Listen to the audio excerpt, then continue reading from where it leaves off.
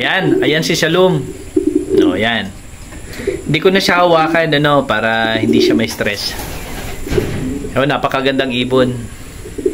Unang-una po, ang lahat po ng mga OLR races, local man yan, ibig sabihin dito sa Pilipinas at saka sa abroad, lahat po yan para sa akin ay pantay-pantay po na mahirap. Lahat yan ay napakahirap basta usaping OLR. Kasi alam naman nating lahat, pagdating ng OLR, ang ibon pantay-pantay ang treatment. Ang ibon, pagkagaling ng training, pagkagaling ng mga derby laps, wala pong pupulutin dyan na sasabihin, may nakita na may isang ibon dyan na malungkot, may nararamdaman. Hindi po pupulutin ang ibon na yan para i-treat tulad ng ginagawa natin sa mga loft natin. Pag may nakita tayong problema yung ibon natin, medyo nararamdaman natin na may sakit, kukunin natin, gagamutin natin, kikip natin.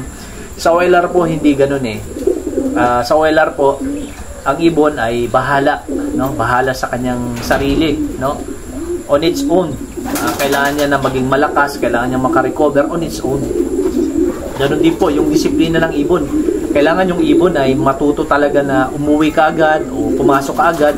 Pag yan po yung mga tipo ng ibon na tumatambay sa labas, mabagal ang recovery, ayan po yung mga ibon na hindi magtatagal sa OLR.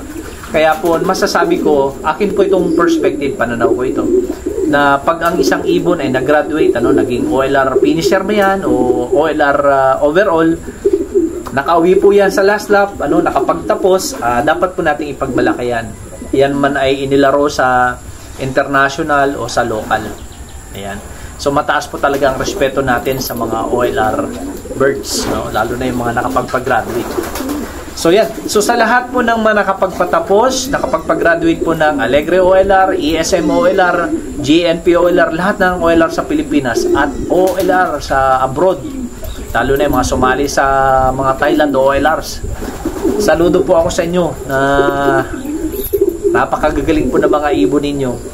At ako po ay masaya na first time, ako rin po ay nagkaroon din ng pagkakataon na nakapagpauwi, nakapagpatapos, ng isang ibon sa isang OLR dito sa Pilipinas. Malaking bagay na po sa akin yan bilang isang pansir. Ali kayo, papakita ko sa inyo, para minsanan, bago ako magkwento kay Shalom, papakita ko sa inyo yung kanyang mga parents. Yun. Ayun. Sorry, masusungit itong mga to ito ang tatay niya, si King Philip. Yan, napakabarako. Ayun naman ang nanay niya, yung blue bar sa likod na binubugbog niya. Ayan, yun ang nanay niya.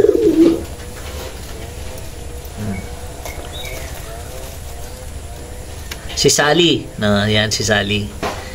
Tapos, ito ang full sibling ni Shalom.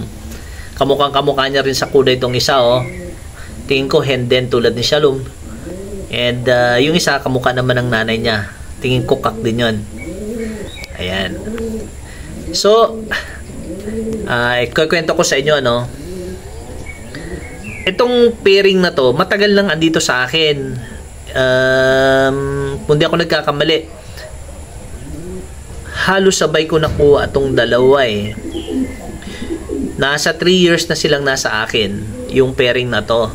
Pero hindi ko talaga sila pinagpapares. Ang pinagpapares ko, iba-iba. Pinapares ko si King Philip sa ibang hen. Ganon din si Sally. Isa o dalawang beses ko silang pinares sa iba't ibang pair. Nung pinaris ko si Sally sa isang unknown line na kapatid o anak ng first overall, naglabas siya ng isang OLR na nakaabot, OLR bird na nakaabot ng second lap sa ESM. Pero itong si King Philip, wala akong nilaro ng mga anak niya. Yung dalawang anak niya, pinamigay ko lang, naregalo ko lang. So, ganun lang yung kwento nila. Not until, yun napansin ko na nahihirapan akong magpauwi.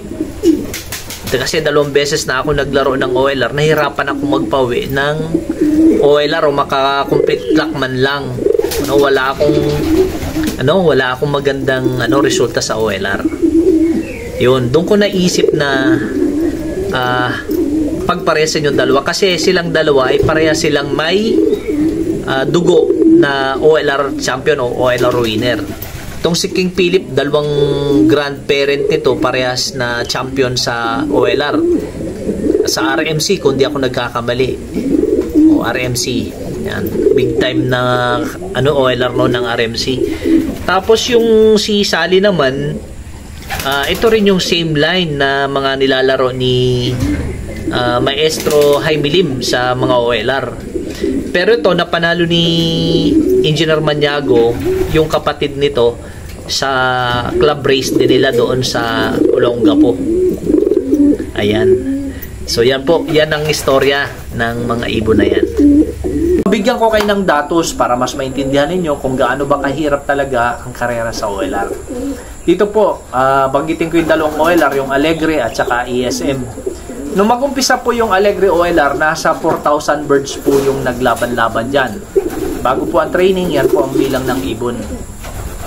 Nung matapos po ang karera, last lap, which is Katbalogan o Kalbayog, ang umuwi po sa Alegre OLR ay nasa 160 plus birds. Ibig po sabihin yan, kung kukumputin nyo po yan, against dun sa 4,000, nasa 4% po yung, yung natira, yung matibay na natira na nakauwi ng last lap. 4% lang po ha. Ibig sabihin 96% ay nawala sa daan, nawala sa proseso, from training hanggang sa last lap, nawala sila.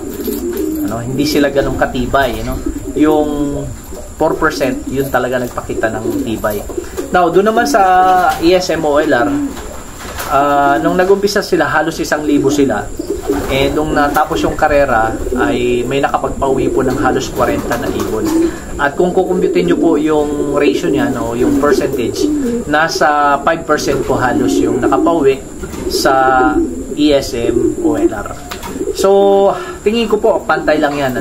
Wala problema yan kasi yung margin of errors na tinatawag nila, -3 and +3 pagdating sa statistics. So, halos pantay lang po yan. Hindi nagkakalayo yan. Kasi given the fact na si Alegre OLR ay lumipad ng tawid dagat. Kaya talagang mas mahirap yung kanya. Mas mahirap dahil yung last lap niya ay isa sa iniiwasan ng ibon na ruta, yung tawid dagat. At yun naman kay ESM OLR, hindi siya tawid dagat, matnog yung kanyang last lap. Pero mahirap pa rin kasi 3 laps lang siya. Dahil sa 3 laps na yan, pinagkasya yung Chaong Quezon, Ragay, at saka Matnog. So, nag-average po ng 180 to 200 kilometers yung gap kada lipad ng ibon, kada derby lap.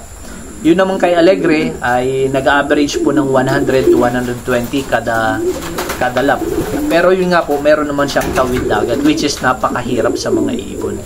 So, yun na nga po, Again, this is just to point out na sa akin po pantay-pantay kasi mahirap lahat yan, mahirap lahat,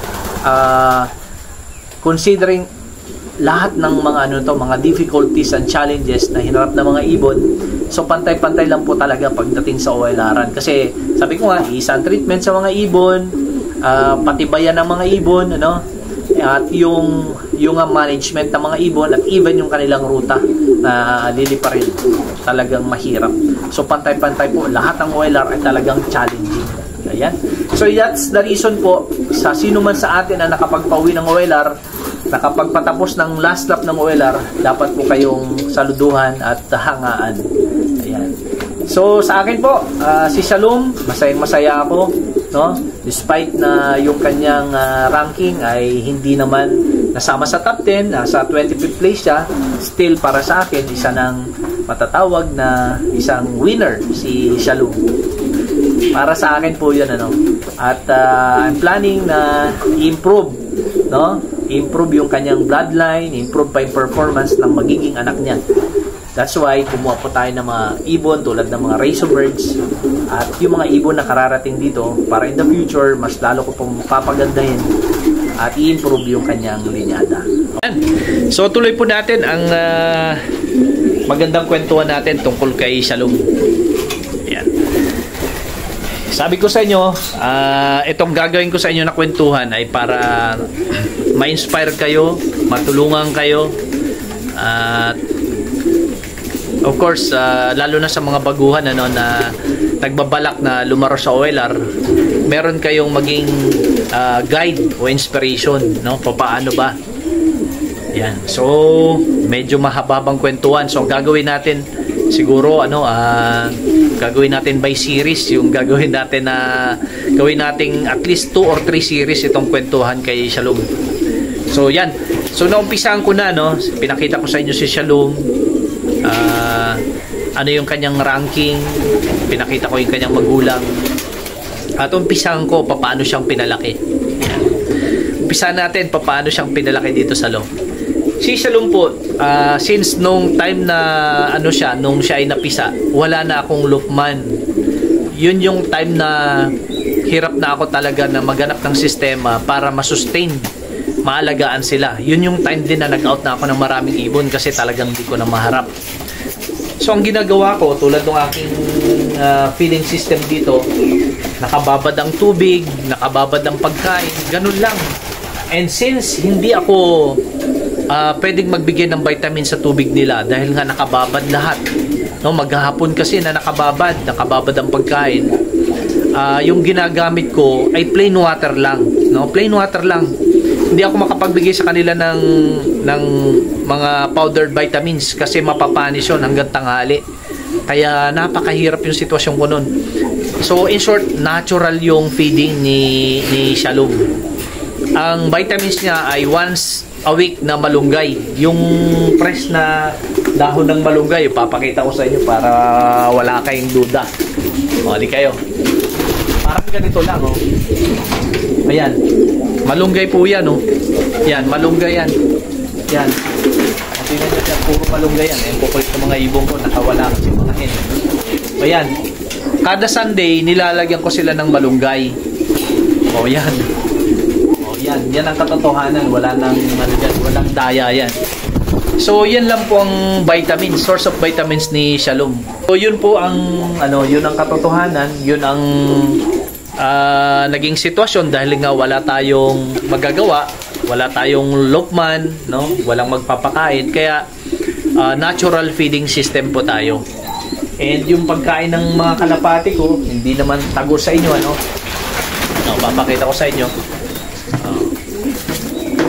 I-share ko sa inyo para lahat transparent tayo. Yan, pansinin nyo, yan lang. Meron akong balatong, umunggo, meron akong pellet dyan, yung platinum, at saka flyer o breeder mix ng hagibis. Ganyan lang po kasimple. Yan lang po ang kinakain nila, no? Yan ang kinakain nila, and then meron silang nung bata pa si Shalom, ito lang kinakain niya, no? Hanggang nagkaroon siya ng mga balahibo. So, kumakain siya ng Thunderbird na baby stag booster. So, yan po ang source ng vitamins na lang ng ibon, no? Natural, tubig lang talaga. O, pansinin nyo, puro tubig lang yung walang halo. Diba? So, in short po, lumaki na ganun si Shalom. Hindi special, walang pecotrin, walang pink mineral. Tingin ko, number 1 na nakatulong sa kanyang performance ay yung kanyang bloodline po. At itutuloy ko sa inyo yung bloodline, kukwentuhan ko kayo sa bloodline sa susunod na series ng ating kwentuhan. Okay po, antayin nyo yung aking kwento tungkol sa bloodline ni Shalom.